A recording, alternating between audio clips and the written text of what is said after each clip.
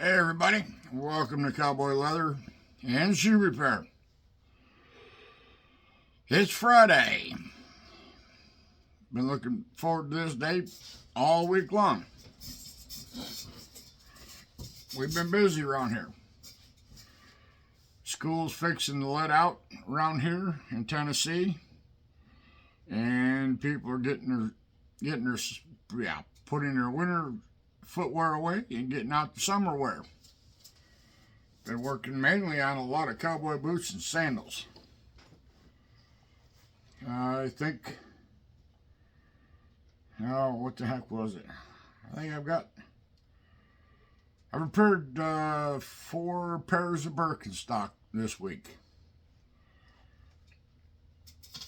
It's cheaper to bring them in and have a shoe repair shop repair them instead of sending them back to Germany. So, like I say, we've been busy. We've started making back replacement stuff for what we sold at the craft fair, which I don't know if I mentioned it. We did pretty good. We did better than expected, and weather wasn't too bad. It was a little windy. We destroyed our tent, but it was it was getting up there in age, and it just decided that wind kept picking it up, trying to move it. We had it blocked down, and then it decided it looked like it was breathing. The top kept going up and down, up and down. It finally started to bend the structure of the framework. So, good thing we were getting close to the end of the day, because it was getting to be a pain in the butt. But anyways, yeah, we did good. My daughter sold quite a bit of jewelry, and this year she decides she's going to throw some handmade soap into the mix, and she did real good on that. So, if you're interested in going to craft fairs or anything like that, besides the leather, if you got some other talent, take some of that with you. You don't know what's going to sell. But if you're going to take leather goods, my suggestion would be take belts, a few wallets, key fobs, the small stuff that you can move, and get it in there. And take some, if you're taking and making key fobs, take some blanks. And take some stamps or whatever, and just take a piece of granite or a piece of wood or whatever, and, put initials on it, form it while you're sitting there. Makes it look like you're doing something. I've done that in the past, and you'd be surprised how fast and how many you sell. But, like I said, sold a lot of belts, a lot of key fobs, just stuff that I had a feeling it was going to sell, and it did. So, again, I'm not complaining. We did good, and we're already looking forward to next year. But now we got to come back and work in the shop. So, what we got working in the shop, what I've been working this week is... These are holsters that I haven't finished this one out yet. It needs a strap, goes across the front, and we'll have that one done. I haven't sold holsters, but I'm just diddling around. It's just a free-handed pattern. That one is for, I think that's for a 357. Smith & Wesson. We threw this one together. That one's going to replace. I sold 2 of these. So, like I say, you can't sell what you haven't got made. Always keep that in mind. This old guy that I used to deal with, he said you can't sell from an empty wagon, which makes sense. So you got to have stuff. If you don't have it to sell, then basically you're losing money. But anyways, I got laying on the table here,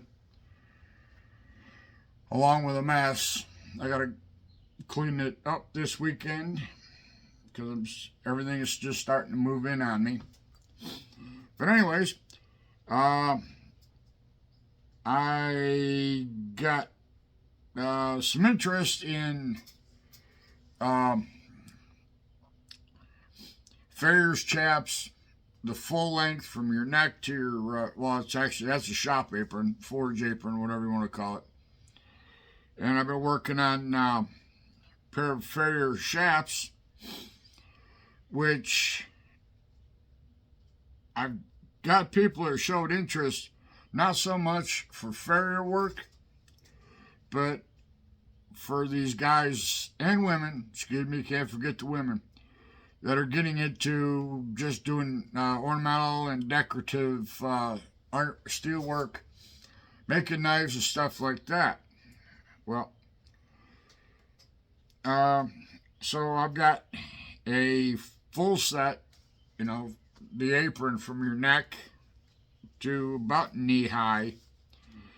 And let me drop it down. I'll show you what I got so far. These are Farrier chaps or chinks or whatever you want to call them.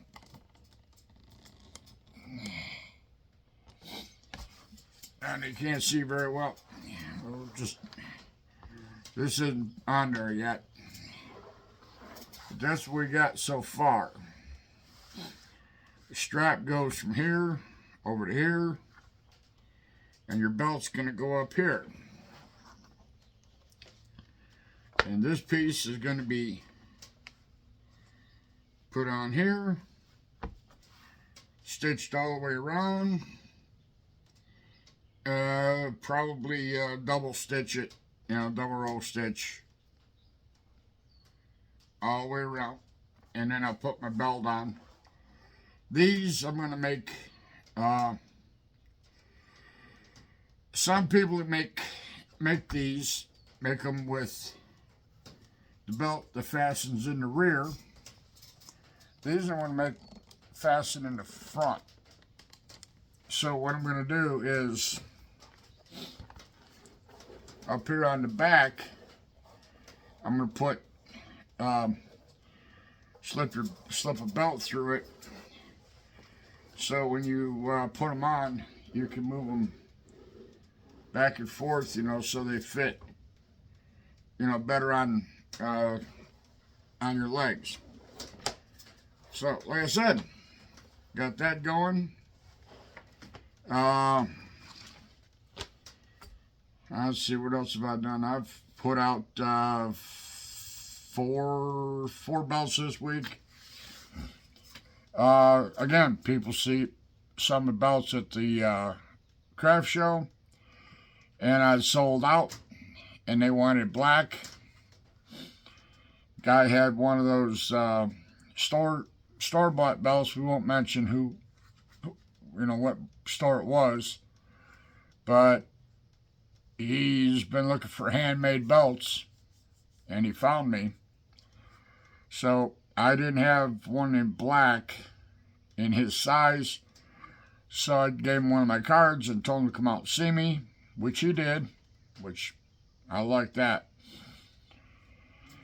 So we made those, and while he was here, he had a small 9mm pistol. He wanted a holster made for that, so I put one together for him. He didn't want it tooled. He didn't want nothing. He just wanted plain old black. So I said, hey, not a problem. I had a holster that he liked, so I found the pattern, cut it out, holster usually takes probably 10-15 minutes. I think between the two belts and the holster, time-wise, it took me probably half hour, 45 minutes. So that's not bad. And that's lay them out, cut them. The belts were plain, just had to put buckles on them. He wanted roller buckles put on them, so I put roller buckles on them. But I made them so you could change the buckles. But things are going good. I'm happy. You know, it's things. Excuse me. When the kiddos get back to school, things will slow down around here. Because mommy and daddy want to take them on, trips and go to the beach and go to the lake and play on the boat and go fishing and stuff like that. Which, in the summertime, that gives me a chance to get my own stuff done. My grass cut. I've got 3 pastures that need to be bush hogged, probably 2-3 times a year. So it keeps me busy. Plus, it gives me a chance to get out and, my wife get out and we can go do things and go on gathering missions, gathering more leather and tools and just stuff. But I'm satisfied. I'm pleased with the work that I've got coming in, the work that's going out. And, I hope everybody else is having, a good week and good months. And those of you that are just starting out, I hope that you're getting your stuff out there and people are starting to notice you. Because if you're not noticed, if people can't see your stuff, you're just spinning your wheels. So,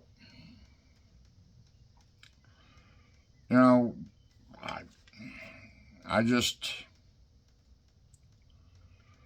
myself, I wish everybody luck. I hope that if you decide that you want to start doing leather work as a hobby, a business, I hope it pans out for you. You're not going to get rich, but you're going to make some money at it. But you just got to figure out, what you're charging. Find out where to get your supplies at the cheapest, best price.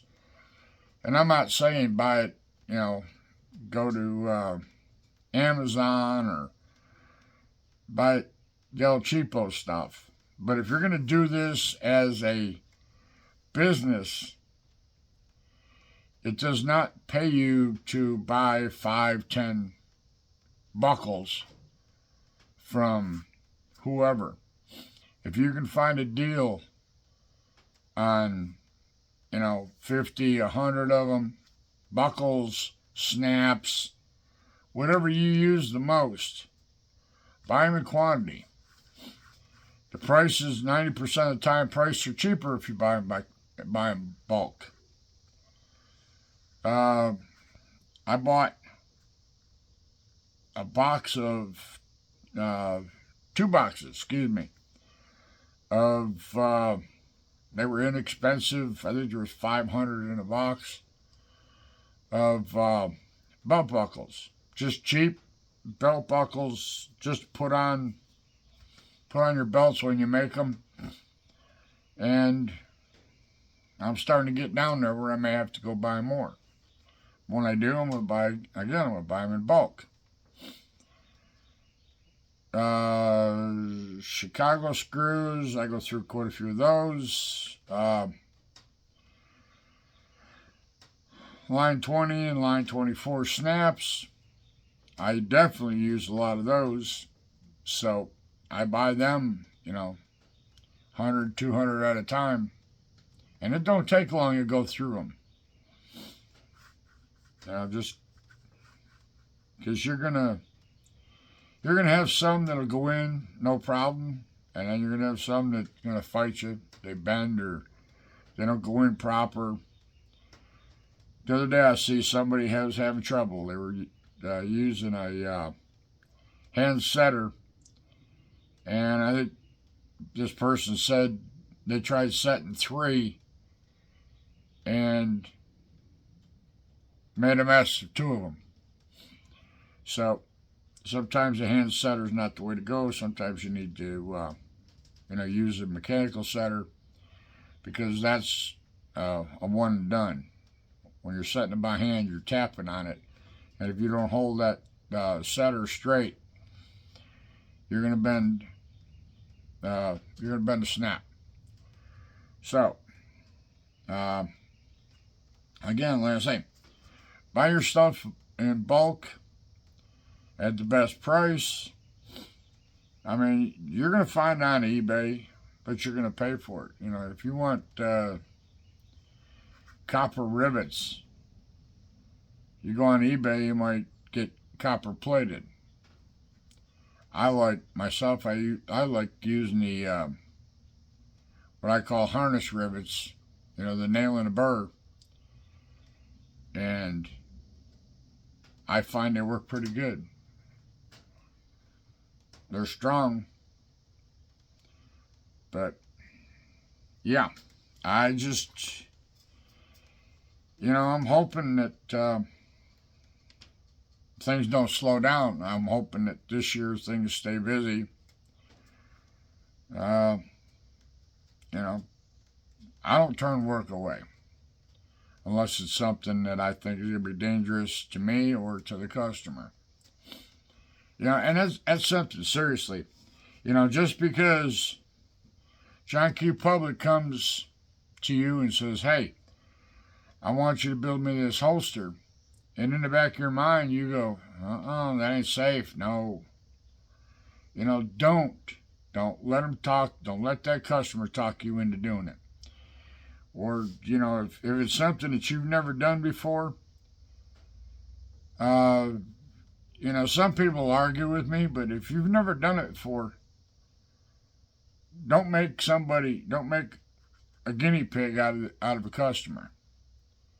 If you don't know how to, do it, just say, no, thank you. Because you're not going to lose money on a job that you don't take. And if you don't know how to do something and you take it and you venture off into it and you make a lot of mistakes and the finished product looks like hammered dog poo, then you've lost money. And believe me, the object of this is not to lose money, to make the money. That's why I say, figure out your prices. And, a lot of people, they have problems. They can't figure out how to, figure out a price. Just sometime go out, and if you run across some other leather crafters or whatever the case may be, look at their stuff, look at their quality, look at the fit and finish.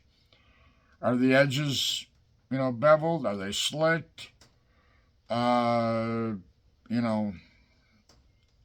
they using real heavy leather or using light leather for what they're doing?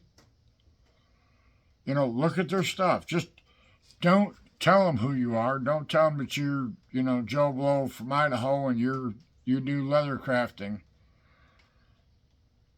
You want to kind of be sneaky because other people are doing it to you. You can bet somebody's looking at your stuff and they go back and they try and duplicate it and charge the same price, a couple bucks more, a couple bucks less than you are. So, don't cheat yourself and don't rob the customer. And if your stuff is spot on, you make a good product, you don't have to brag it up. That piece of leather, that holster, that belt, whatever, is going to sell itself. The only thing you got to do and keep in mind is when somebody walks up to your table in your booth or wherever and they pick up one of your belts and they look at it and they go, oh, this pretty belt, this nice belt. And you're going to get them. You're going to get them. They're going to go, well, I can go down here to Walmart or I can go over here to, Joe's Fat and Slim and get a belt. Yeah, they can get belts. They can get them cheaper than what you're selling them for. But be kind, be polite, and explain to them. The belt that you go to Joe's Fat and Slim and buy is 2 pieces of leather that is sliced so thin you can almost read the newspaper through it. Then it's filled in with cardboard. And that, after a couple months of them using the belt, the sweating and getting wet, that belt starts to stretch. Paper starts to deteriorate. You have to have a comeback. You have to be able to show them that, hey, this is solid leather, straight through. It's not split. It's not, it's not cheap leather. So, just if you're selling and your product looks good, it'll pretty much sell itself. Try it sometime. And if you don't believe me, watch some other YouTube videos. There's people out there that have been doing this a lot longer than I have, that are a lot bigger than me when it comes to, selling products and stuff like that. But ask them, what they do, what their suggestions are. And if you ask 5, 6 people, you're going to get 5, 6 different answers. And there's nothing wrong with that. All you do is you take all them answers, you throw them in the bucket, and pick out whichever ones are going to work for you. And if they do it that way, do it your way. Remember, you're the maker. Somebody out there is going to tell you, and it's basically phrased, this is how I do it. Remember that. This is how I do it. This is how Joe Blow does it. You take his idea, my idea, put them together, and come up with something that's going to work for you. The way I cut my leather, the way I stitch my leather,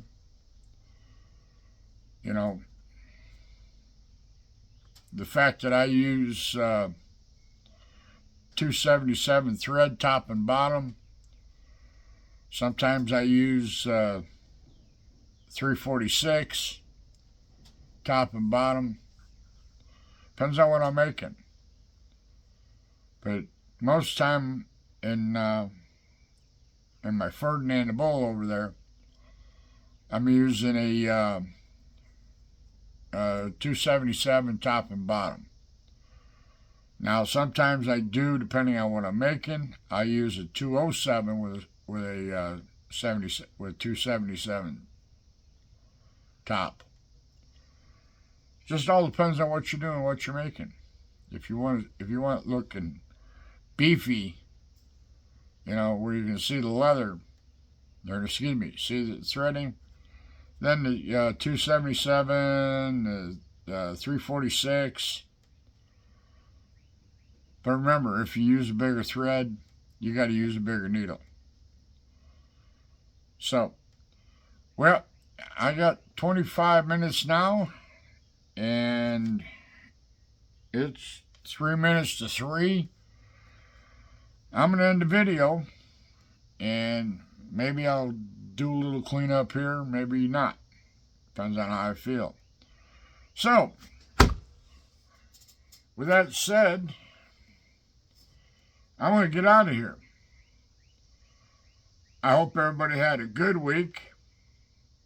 It's been a safe week, a prosperous week. Have a good weekend.